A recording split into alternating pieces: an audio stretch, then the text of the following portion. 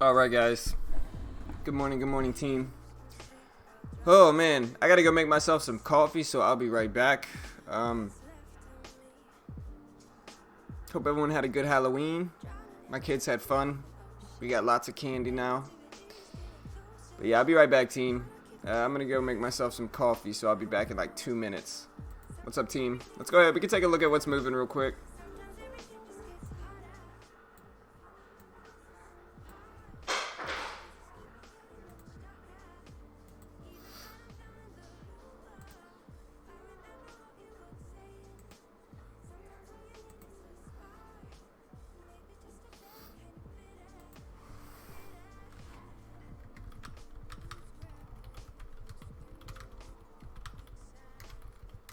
Yeah, this is a flannel because it's cold here in Texas. It's like 35 degrees, which is freezing for us.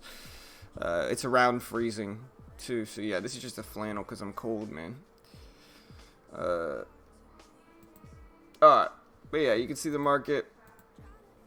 There's CRC. CRC is probably at the top of my list this morning. We got CRC, we got BGNE, we got BIMI. NPTN. BIMI looks good too. This is a former runner from not this week but last week in penny stock land. So we might watch BIMI as well. Let me make sure you guys can see this slightly. Hold on. So yeah, you can see CRC. This one is tradable, and so I will trade this one. CHFS popping up here. Looks good. We got BIMI. I don't know if this one's going to be tradable or not, though, if I'm being honest. BGNE, maybe. This one's gapping up solid. NPTN.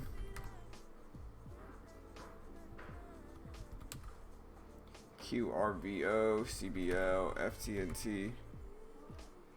FTNT looks good. I'll probably trade that one. I'm pretty sure it's tradable. We got X, which is US Steel. We got NWL, we got NTLA, SWKHS, Upwork, which is a freelancing website I've used before, FCAU, Fiat Chrysler is what that is, PCG, gonna watch that one again today, AYX, ANET, Pins, which is Pinterest for the gap down. We'll have to look up the catalyst on that one. HMSY, gapping down as well, CAR.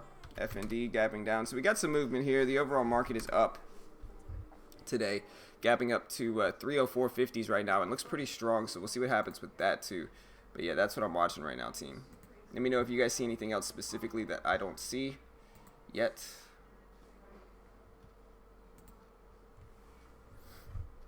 Yeah, man. That's cold, bro. It's cold, man. What's good, Matthew? What's up, man?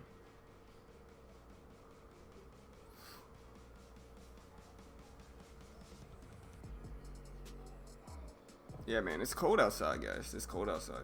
My mom is actually sleeping on the couch right next to me, and she's moving to Canada today. She's driving to Canada, so everybody wish my mom a safe drive. Yeah, they're moving to Canada. They're driving to Canada, so they're gonna be much colder than I am in about 24 hours. They're moving to Sault Ste. Marie, Ontario, Canada. Warm in Vermont, man. It ain't. It's gotta be cold up there, man.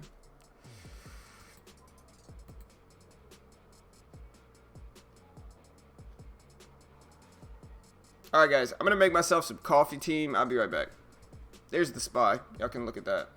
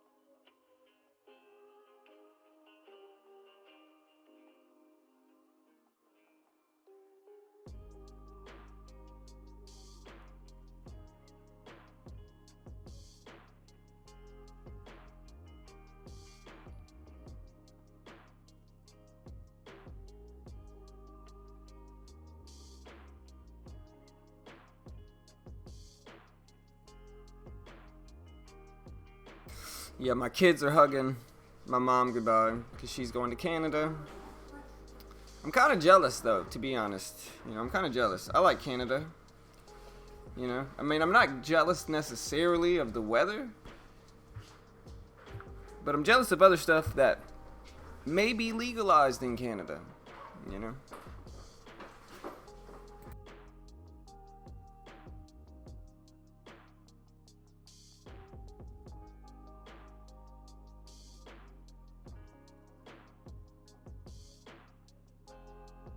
My watch list includes CRC,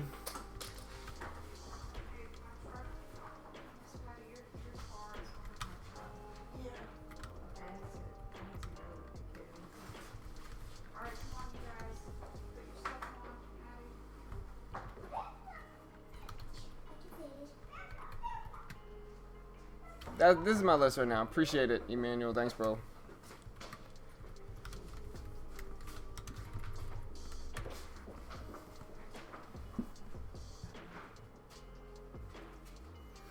Yeah, I'm gonna go give my kids a hug goodbye for school now, and so I'll be right back.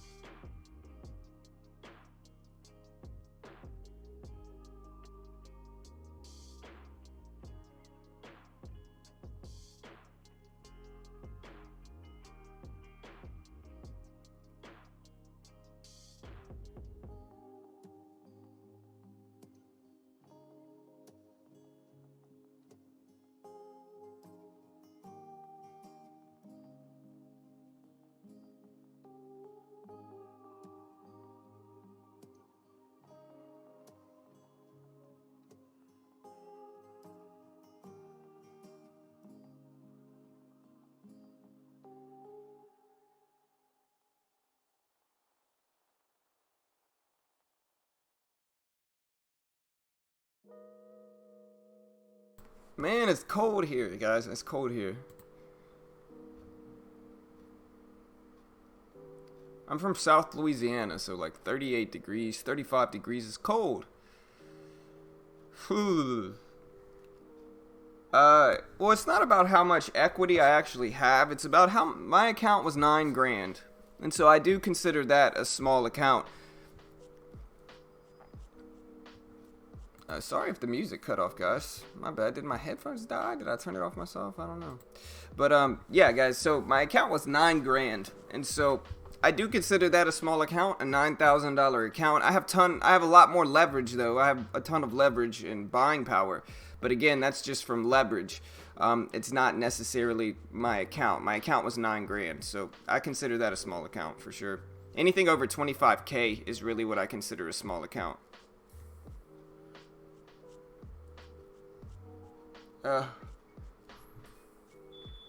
You want to see my stats, Addedly? I got you.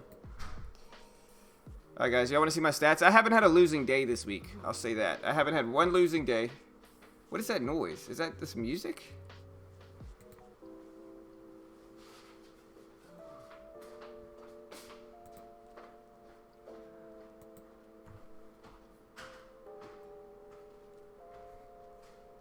Does anybody else hear that? It sounds kind of weird. Maybe it's just static. I don't know. But yeah, you want to see my stats? Hold on, I got you. Alright. My stats are actually pretty solid. This is my weekly stats for this week. You know? This is my weekly stats. Just because I know people aren't going to believe me when I show them this as my weekly stats. We'll do this, okay? Just so you guys can know I'm telling the truth here. Actually, it's probably easier to do it this way. Alright. So we're going to make this small. Alright. And so we're going to take the last week, like I always do. I mean, I always tend to do this. We're going to take this last week here, and we're just going to delete them. Alright, we're just going to delete all of these.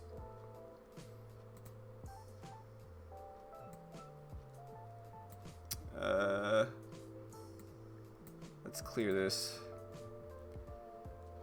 Yeah, that's right. So look, we just deleted this entire week, right? It's the first. We deleted all the way back to the 28th, right? All we have left is last week, which is my losing day, as you can see here, right? And so we'll go look at, we're going to go to import trades. First off, we're going to go to Tefs here. And we're going to go to import trades. Historical data, trades. We're going to pick this past week, which is the 28th through the 31st. We're going to click filter. We're going to name it this past week. Alright, you saw I named it this past week, guys. You saw that? Okay. Then we're going to go to import. We're going to go to this past week. You see, it says the same thing. Wait, it says, I messed it up. Alright, I'm going to go to this past week. As you can see, it says this past week, the last 4 days. We're going to go to upload. We're going to go to refresh, reports view. And so, yeah, this has been my last, I haven't had a losing day so far. And look, it's been consecutively going up as well. If we want to look at actually my stats from this past week, we're going to go from Monday. We're going to filter that. This is my actual stats from this past week, if you guys can see that. This is my actual stats. If we go to details, we get a little bit better info here. Only running about 53.3% accuracy, but that's fine because my average holding time for my winning trade, if anybody can see that, is 36 minutes. My average hold time for my losing trades are 14 minutes, so it's twice as much. My profit factor is almost 3 to 1, so I'm getting in good risk reward. My average daily gain is $77. My average winning trade is $58.40. My average losing trade is only $22. My largest gain is $139. My largest loss is $47. And if we look at my win-loss days, it's 100% this week. And so again, I just uploaded that live. There's no way to fake that. And yeah, that's my stats from this past week. Like I said, I've been trading after the stream. I've been working on this system, and the system's been working for sure. And I'll put out a video this weekend breaking down what the system entails. It's a scalping Scalian system, so it works really well. But yeah, those are my actual stats, team.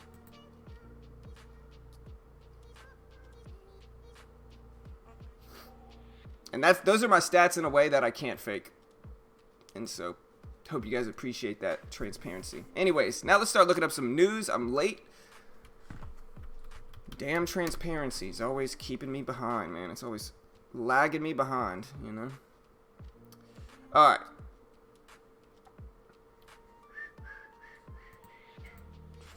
Alright, so first things first, let's look at CRC. CRC is at the top of my list here. Let me see what we get with this one. Alright, so CRC apparently is up after strong third quarter earnings. Looks really strong, looks good, looks solid. We'll see what happens with this one. It's tradable for me, so I'll probably watch this one. And yeah, CRC is probably my main watch out of all the other stocks I'm watching. Now, like I said, we also have BIMI, which is a penny stock from last week. That's on the gappers list as well. And so we'll see what happens with that too. I'll see if I can find anything on that one. I think that one's a little bit less volume. Gap up. Can't find anything. So we're going to move on to the other big mover, which is BG&E. which is a huge gap up, but it's also a big stock. And BG&E is up after the company announced a global strategic collaboration with Amgen for the commercialization and development in China. And Amgen will buy a 20.5% stake in BeiGene for $2.7 billion in cash. And so Amgen, this is a Chinese company. They're going to be buying a 20.5% stake in this company for $2.7 billion. And this company is gapping up to show it. So it looks pretty solid, really. We'll see what happens with it. We got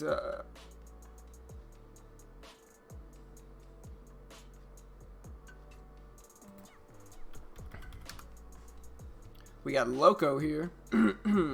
So, and this one's up after positive third quarter earnings. I can't really find. Oh, so it beat estimates. It had tight earnings guidance. And so good guidance or tight guidance, but it beat their analyst estimates. And so Loco's not looking too bad. We also have QRVO.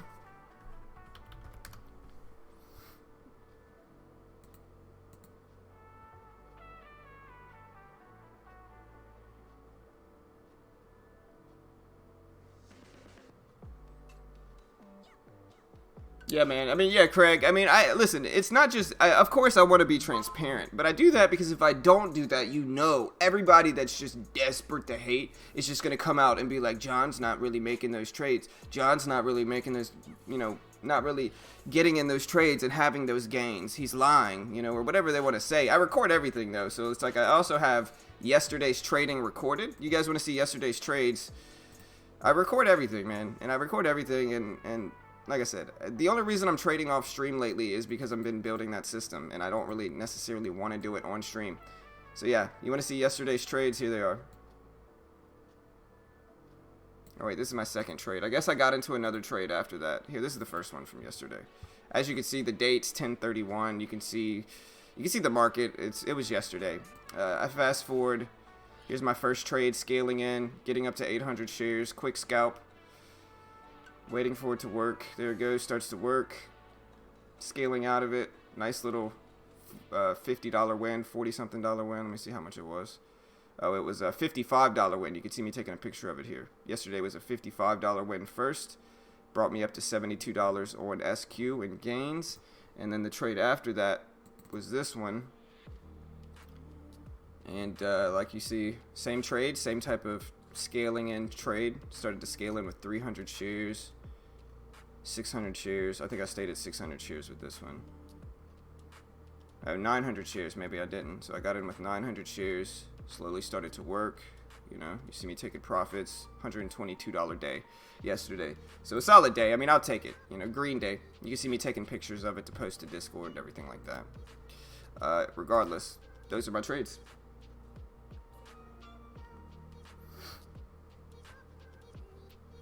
Alright, but yeah. Now we can look up QRVO. QRVO.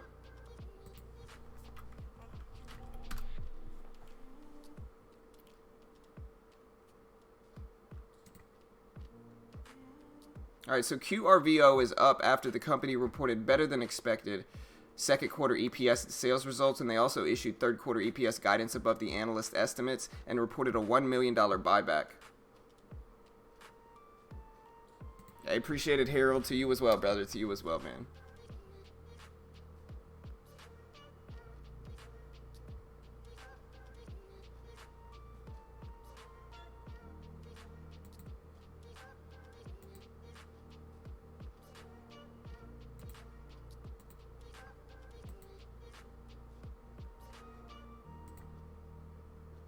Let me get Mitch in here. Sorry, I'm seeing Mitch is just now Mitch sent me a Discord link.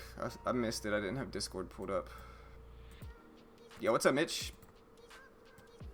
Hold on, man. Alright, I'm gonna have to pause this music so I can get the mic set up for Mitch. Hold on.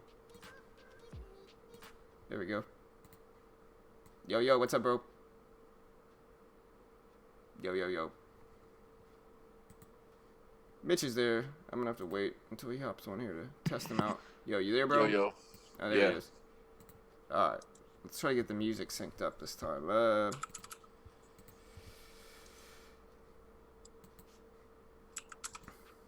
There we go. I think I think this is the way. Like, this is the right way to do it. Let me play the music and see how that sounds like next to it.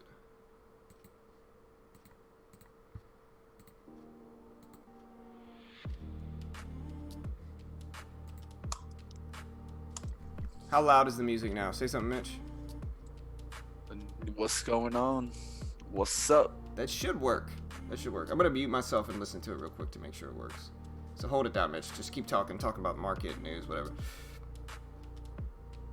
Sure. What's going on, guys? How we doing? Good morning. Good morning, traders. What's going on, traders? How we doing? Big day. Big day, guys.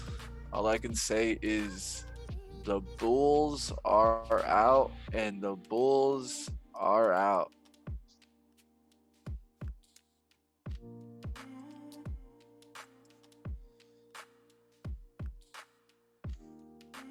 Yeah, that music is right on level. It's right on level. It sounds good. All right, team. Oh, man. So, yeah, market looking solid, bro. We also have FTNT. This is the last gap up I'm going to take a look at, and then we're going to look at a few other ones real quick. FTNT, you can see this one is up. Let's see. After the company reported better than expected third quarter EPS and sales results, and they also issued fourth quarter 2019 EPS and sales guidance that was above the analyst estimates. And so, yeah, earnings season is right now, so we're getting a lot of movement. Look at PCG, man, the stock everybody hates. I was gonna stop at that one, but look at PCG, man, ripping up. The stock everybody hates, man. This thing's just going crazy. It's up to 675, man. Why? It's like I want to trade it, but I don't. I'm scared it's gonna.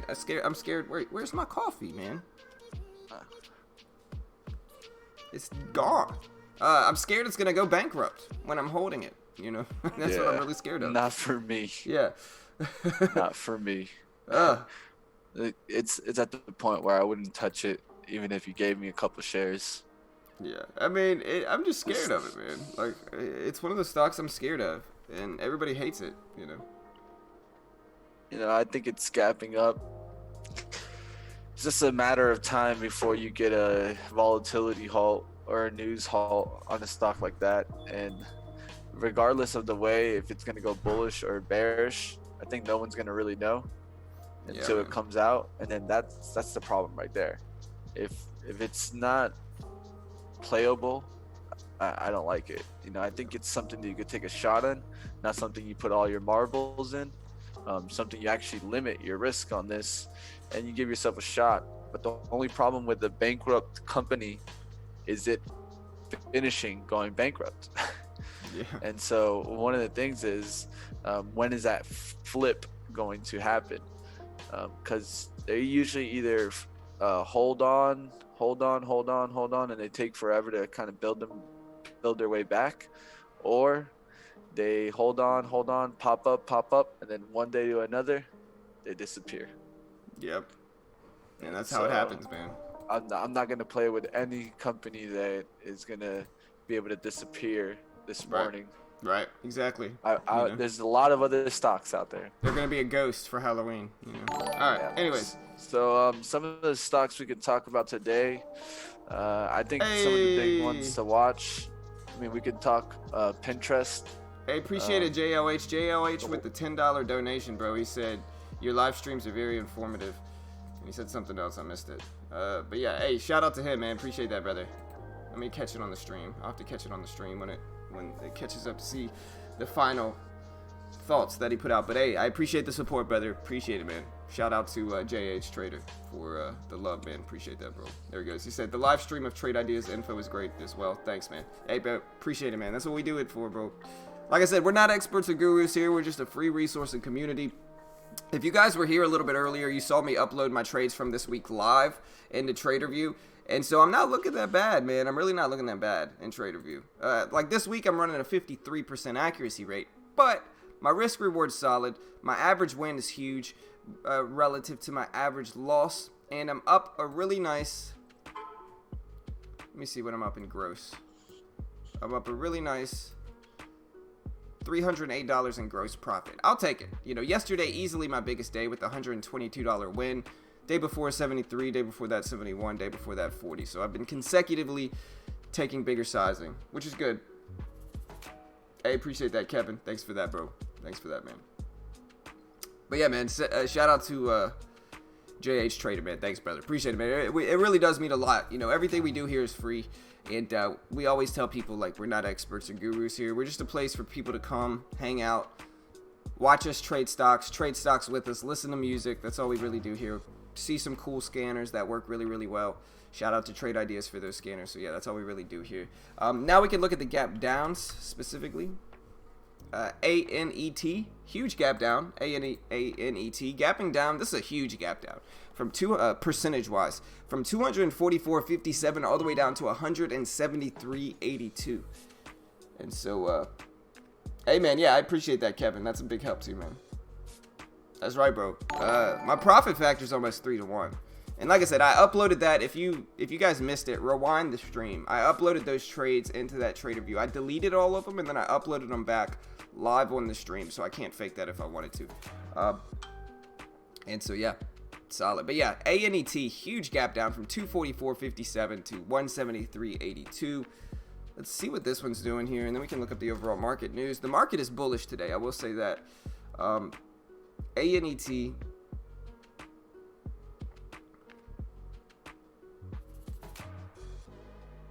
if I could find the catalyst for this one. I should. It's one of the biggest gap downs. All right, so yeah, ANET is down after the company issued fourth quarter sales guidance that was below the analyst estimates and expectations.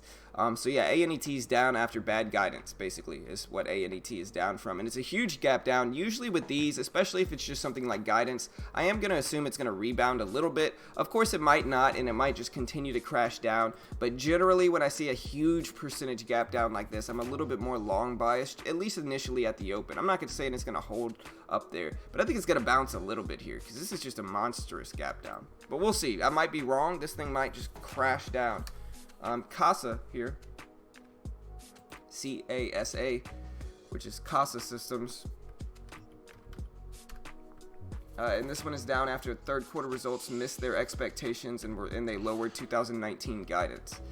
And so yeah, it's earnings seasons, guys, and that's where a lot of it's earnings season, and so that's where a lot of this is coming from. PINS is down as well. Pinterest, recent IPO in the last few months. This one is down after it missed its revenue expectations. So down after it missed its revenue expectations for Pinterest. And then we also have this last one here, which is HMSY. HMSY. I don't like that one. We don't have to look up the news on that one. We can just look up the overall market news here real quick. Alright, and so the market news I have right now is that the active broad market exchange traded funds are S&P, the SPY, the SPY is up 0.2%.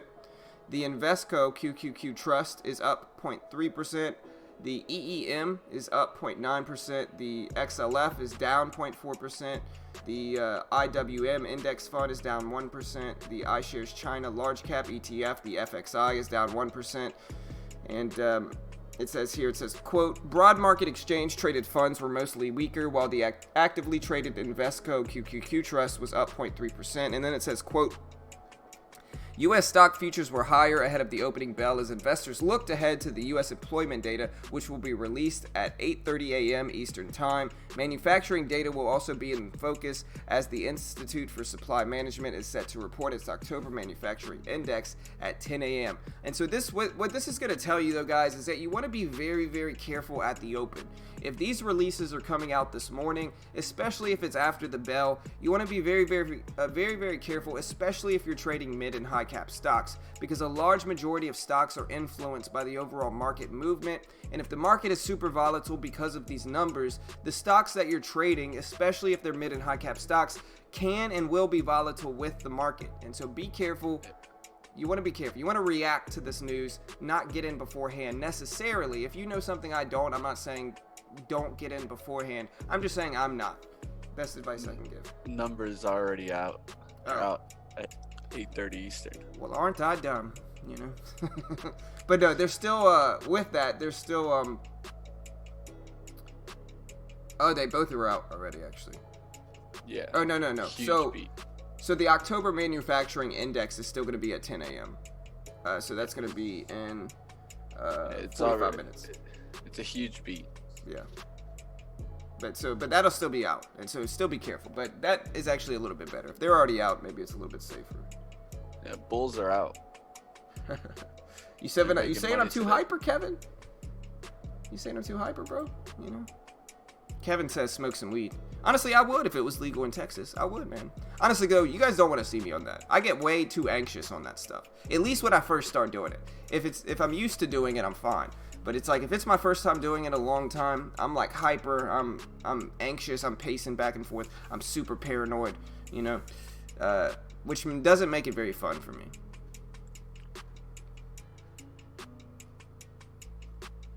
All right, Fit. I'm gonna go find my coffee. My coffee's lost here. Yeah, look at Fit here. Fit must have had some good earnings because Fit is ripping, guys. Go check out Fit, which is Fitbit. Like I said, I think long-term Fitbit is over with, though. Oh. I mean, look at me. Look at me just instantly wrong. Just instantly wrong with that. And you know why I'm instantly wrong is because the news for Fitbit today is that Google just bought them for $2.1 billion. I don't know why Google bought it. I know, look, instantly wrong. You guys want to see somebody that's instantly wrong? Boom, that's me right now. Honestly, I don't understand why. Maybe they know something I don't know, but I think over the long term, I think Fitbit is bound to be obsolete. I think they have a very one-dimensional product that is very replicable with other companies. When big companies buy a company like this, it's just to take their technology. Yeah. That's what it is. It just takes their technology. So essentially, they can go ahead and twist it and make their own product. Yeah, right. And I think that's smart if they're doing it for the technology. But like I said, the technology is replicable. You know, other companies can make and they already have made very similar technologies. They're in the field. Yeah. It makes it a very easy transition into the field. Yeah. I think that's what's showing there. I wouldn't be surprised if you see Google Watch. Yeah. Right. That's a good point. Google Watch. I wouldn't be surprised if you see in the future very soon Google Watch has Fitbit. Yeah. Exactly. And then they'll use Fitbit as the backer and kind of the ability to really say that this is going to work. Right. What they'll probably end up doing. Here, my bad. Go ahead. I didn't mean to cut you off. No, I mean that's the plan. I'm pretty sure. Right. I mean I could see them, like you said, exactly what you said. They bought Fitbit, and then they're gonna release a watch to compete with Apple's watch, but they're gonna be able to say it includes a Fitbit, and so they're gonna have all the Fitbit customers that buy Fitbit and like Fitbit, and they're gonna have all their loyal customers that are gonna be going for the new Google Watch that probably is gonna eventually come out. And I think that plan of action makes sense. And, as much as I think there's this one thing also, just to think about it. I mean, there has to be some kind of licensing or patent that they have that they want, and so they're willing to pay for that patent, because they know that they'll have to wait 5 years or 10 years to get access to that patent. And it's much better to just go ahead and buy the company that has the patent. It'll save time. Yeah, for sure. That makes sense too. Oh. Yeah, listen, I talked about it the other day. Last Christmas, my whole family wanted Fitbits. My daughter wanted a Fitbit. My wife wanted a Fitbit. And so I buy all these stupid Fitbits, right? And now they're just laying around my house. Nobody uses them.